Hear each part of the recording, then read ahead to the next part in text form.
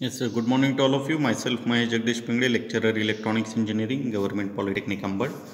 So, dear students, today we are going to discuss the new point that is called as need of modulation.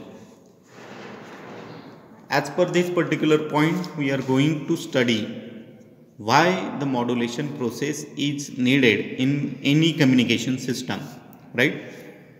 So, in our previous lecture, we see that when we want to send a signal from one point to the another point, so if the range is within some few meters, then we can easily send it with a baseband signal. But when we want to send the same kind of signal for a longer distance, some hundreds of kilometers, then definitely this particular signal don't have that much strength to reach that particular destination point. So at that time we have to do the modulation process. So in our previous lecture we discussed the modulator block, different types of modulation process, etc. Now in this particular lecture we are going to discuss exactly the need of modulation, why the modulation is necessary. So while defining such a kind of point, there are 5 important points, and because of these particular reasons we are doing the modulation, right?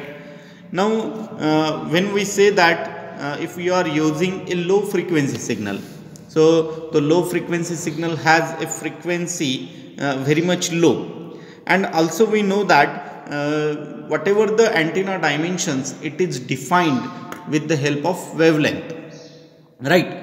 So if the frequency is low, automatically wavelength is high, because we know that frequency and wavelength are inversely proportional to each other. So when there is a low frequency, wavelength is high.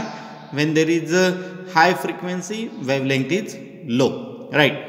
So when we want to send a signal of baseband signal which is of low frequency, definitely the wavelength needed, it is very much high.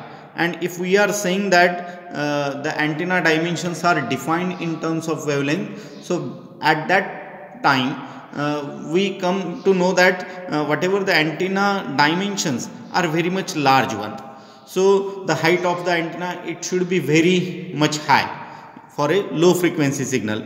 So to reduce such a kind of antenna height, we have to increase the frequency, and the frequency itself increased only by superimposing the modulating signal on the carrier. So if the frequency gets increased, automatically wavelength gets reduced, automatically height of the antenna get reduced. So that's why the first postulate is that reduction in the height of the antenna.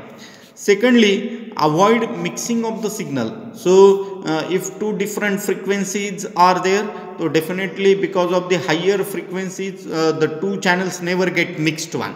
So that's why to avoid mixing of the signal, we need such a kind of modulation process. Then as we previously discussed many times, to increase the range of communication, because the low frequency has a limited range of communication. But if you superimpose the modulating signal, low frequency modulating signal on the higher frequency carrier signal, definitely the range of communication, it is going to increase, it will increase.